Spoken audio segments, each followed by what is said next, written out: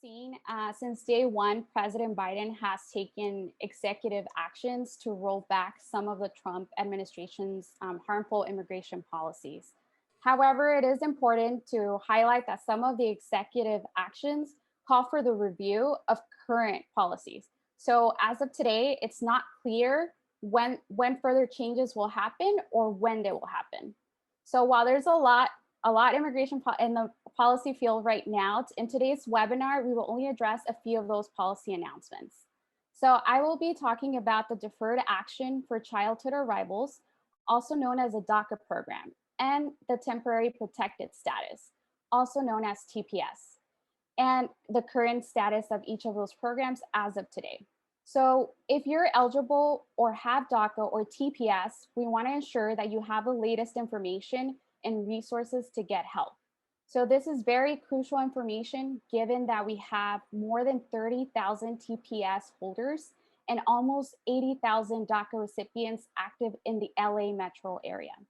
So first, regarding the DACA program, through presidential memorandum, President Biden directed the Department of Homeland Security, DHS, to take appropriate action to strengthen the DACA program. So what does this mean?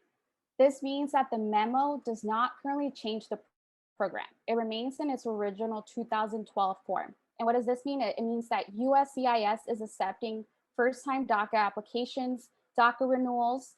All work permits are issued for 2 years, and they are processing advanced parole requests, more commonly known as the permit to travel outside of the United States. There is, however, a pending decision out of the Texas case challenging the legality of the program. There was a hearing on this case on December 20 of 2020, but there hasn't been a final decision. So this is why we want to emphasize today that if you're eligible to apply for the first time or need to renew your DACA, that you do so. As for TPS, there has not been any executive action under the Biden administration yet. However, we do want to mention that there was various attempts by the Trump administration to end the program for 6 out of the 10 countries that have TPS designation back in 2017 and 2018, but the program is still active thanks to ongoing litigation. And if you do have TPS right now, we encourage you to seek a legal consultation about your case to see if you qualify for other immigration relief. In a similar humanitarian program, Deferred Enforced Departure, also known as DED, by presidential memorandum, President Biden extended DED for Liberia. This means that nearly 3,600 eligible Liberians in the United States will have their DED extended until June 30th of 2022.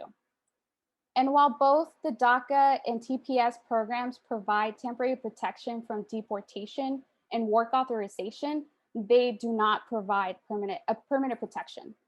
And as we saw in the past 4 years, these programs were threatened, and it was the advocacy of our immigrant rights leaders like United